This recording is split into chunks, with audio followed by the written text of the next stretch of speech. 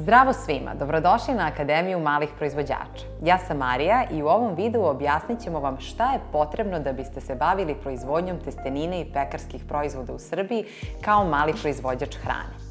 Da li ste ikada poželeli da pravite testeninu različitih ukusa i boja, posnu, mrsnu, za supu, neobičnih oblika? Osetite li nekad miris hleba, kiflica, pogača i peciva iz detinjstva i da li vas to podsjeća na hleb i testeninu onako kako su to pravile naše bake? Sigurno, ukoliko to niste vi, u okruženju imate nekoga ko ima spretne i vešte ruke da od testa pravi čuda. Ovaj video daće vam odgovore na pitanja šta sve danas treba da uradi neko kako bi se u skladu sa zakonskim propisima bavio proizvodnjom testenine i pekarskih proizvoda. Ko može da se bavi proizvodnjom pekarskih proizvoda i testenine? Proizvodnjom testenine i pekarskih proizvoda mogu se baviti proizvođači koji imaju registrovano poljoprivredno gazdinstvo, ali to nije dovoljno. Morate imati i registrovano pravno lice, odnosno preduzetničku radnju ili privredno društvo. U zavisnosti od toga da li želite da se bavite proizvodnjom i preradom na gazdinstvu ili u objektu malog kapaciteta, zavisi i količina hrane koju možete da proizvedete, kao i područje prodaje. Da vidimo šta to znači iz ugla proizvodnje i prodaje pekarskih proizvoda i testenina. Ukoliko proizvodite na gazdinstvu, godišnje možete da proizvedete do 20.000 kg pekarskih proizvoda ili testenina, a svoje proizvode možete prodavati direktno na gazdinstvu, na zelenoj pijaci i u maloprodajnim objektima, dostavom na kućnu adresu i na manifestacijama u Republici Srbiji uz uslov da su sirovine iz sopstvene proizvodnje. Za objekte malog kapaciteta ta količina je duplo veća, 40.000 kg godišnje, i svoje proizvode možete prodavati na teritoriji cele zemlje, a sirovine možete kupiti i od drugih proizvođača. Kako su pekarski proizvodi širok pojam, hajde da vidimo koji to proizvodi spadaju u pekarske proizvode. U pekarske proizvode spadaju hleb, peciva i ostali pekarski proizvodi. Mi ovom prilikom nećemo navoditi sve podele koje se tiču ovih proizvoda, jer ćete njih naći u odgovarajućim pravilnicima koje delimo na kraju videa. Ali hajde da spomenemo neke od njih. Hleb i pecivo su pekarski proizvodi dobijeni od mlinskih proizvoda poput brašna ili griza, a ono što je karakteristično za pecivo je da je to proizvod čija težina ne prelazi 250 grama. U ostale pekarske proizvode spadaju proizvodi poput štrudle, bureka, krofne, pite, peciva od lisnatog testa i oni mogu biti sa ili bez punjenja, tako da nemojte štedeti taj domaći džem od šljiva ili drugog voća koji proizvodite na gazdinstvu.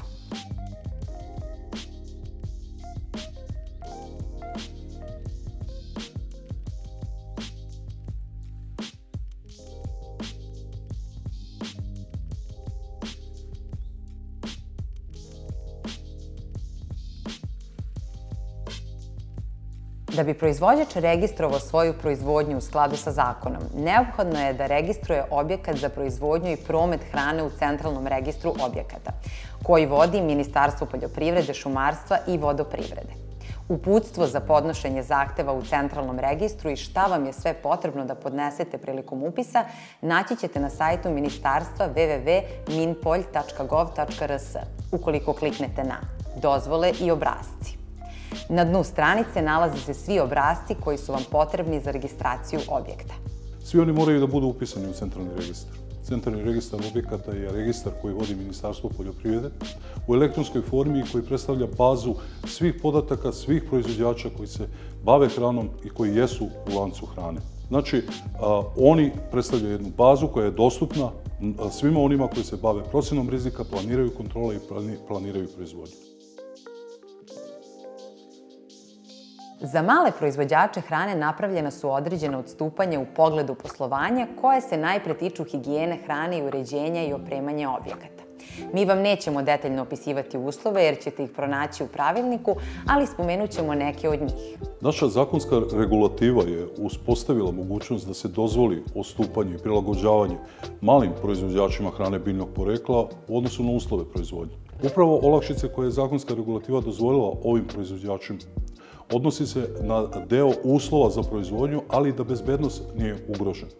I evo, ukoliko se radi o objektu koji se nalazi na gazdinstvu, onda imamo mogućnost da se i toaleti, i garderoba, i umivaonik ne nalaze u samom objektu, već se mogu koristiti u objektu koji je uz samu proizvodnju. Više o adekvatnoj ličnoj higijeni i higijeni tokom proizvodnje hrane reći će nam dr. Mile Veljović, predsjednik Prehrambeno-tehnološkog saveta.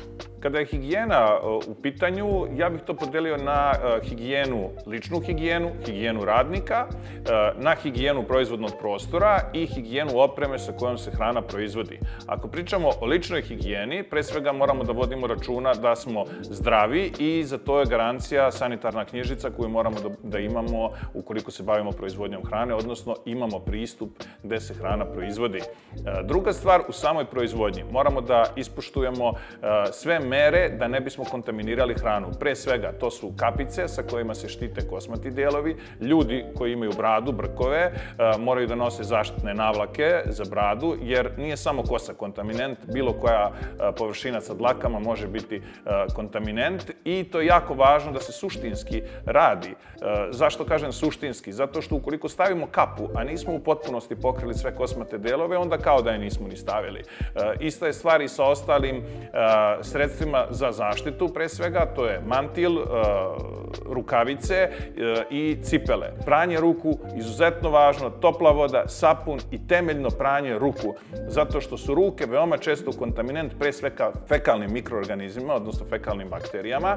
Kada stavimo rukavice, ukoliko smo tokom procesa proizvodnje dodirnuli bilo šta što nije čista površina ili smo se dodirivali po samom telu, jako je važno ili zameniti rukavice ili opet oprati ruke u rukavicama. Zašto? Zato što ljudi kada nose rukavice uglavnom nemaju osjećaj da dodirujući prljave površine nakon toga treba da operu ruke. Tako da pranje ruku pod broj 1. Zatim, higijena opreme. Nakon proizvodnog procesa potrebno je sanitirati, odnosno u potpunosti oprati i u nekim slučajevima i dezinfikovati opremu.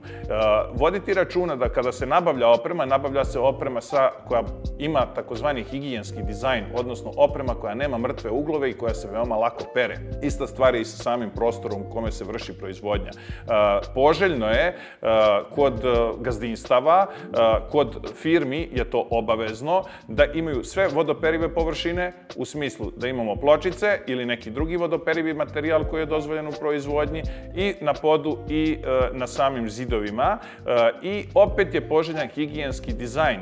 Šta to znači? Znači da nemamo mrtve uglove, da možemo lako da operemo prostor i nakon toga da ga osušimo. Voda je veliki neprijatelj ukoliko se stvaraju barice i ukoliko se voda nalazi u nekim mrtvim zonama, zato što je voda medijum za razvoj mikroorganizama. Ono što je važno napomenuti jeste da se poštuje zakon o bezbednosti hrane, bez obzira o kome se radi, da li je gazdinstvo ili je firma u pitanju, odnosno da se primenjuje dobra proizvođačka praksa, dobra higijenska praksa i svi principi HACCP sistema bezbednosti hrane. Inače, gazdinstva moraju da poštuju dobru proizvođačku i higijensku praksu, ali ne moraju imati implementiran HACCP sistem.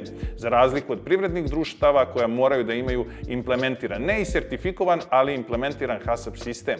HACCP sistem nije uvek moguće implementirati ako se radi o gazdinstvu, zato što on zahteva niz različitih prostorija da ne bi došlo do ukrštanja prljavih i čistih puteva. Prljavi put je sve ono kada ulazite u proizvodnju sa spoljašnje sredine i nosite sa sobom potencijalne kontaminente. Čisti put jeste kada ste ušli u proizvodnju, presvukli ste se, obukli ste čistu garderobu i više nemate dodira sa spoljašnjom sredinom do trenutka kada ste završili vaš posao i možete da krenete kući. Ta dva puta ne smiju da se ukrštaju jer će u suprotnom doći do kontaminacije. Veoma je važno pomenuti da je higijena veoma bitna i upravo i ovi proizvođači moraju imati uspostavljene sisteme bezbednosti hrane po principima HACCP-a.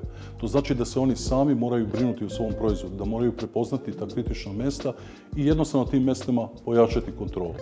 Upravo ta samokontrola njima daje mogućnost da sami odlučuju na koji način će se baviti rizicima, na koji način će kontrolisati da li su sve to dobro uradili u smislu samokontrole, mogu eksterno uzimati određeni uzorak da bi proverili kako im sistem funkcioniše, a što se tiče inspekcije, ona proverava da li ti subjekti rade to što su propisali na način kako su definisali da se brinu o svojoj proizvodnji i o svom proizvodu. Mogu inspektori uzeti uzorak, uzorci se uzimaju, nose u akreditovane laboratorije i nakon toga provjeramo preko tog monitoringa da li je subjekat, da li je taj mali proizvođač uradio sve ono što treba da ta namirnica bude bezbedna.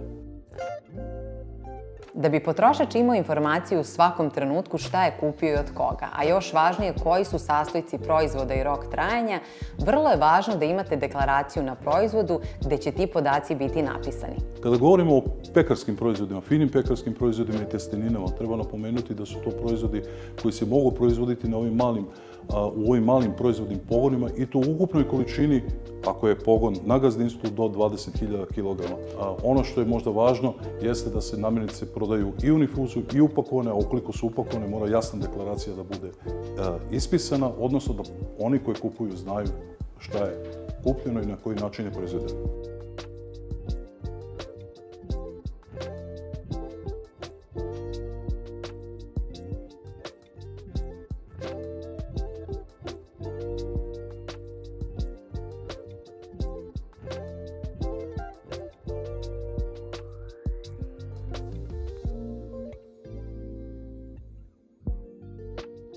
Nadamo se da smo vam ovim videom pomogli da steknete uvid u to šta vam je sve potrebno kako biste pokrenuli svoju proizvodnju testenine i pekarskih proizvoda. U snimanju ovog videa pomogli su nam Nenad Vujović iz Poljoprivredne inspekcije i dr. Mile Veljović, predsjednik Prehrambeno-tehnološkog saveta. Za više informacija kako da registrujete proizvodnju testenine i pekarskih proizvoda možete se obratiti Poljoprivrednoj inspekciji. Ovim videom obuhvaćeni su sledeći zakoni i pravilnici.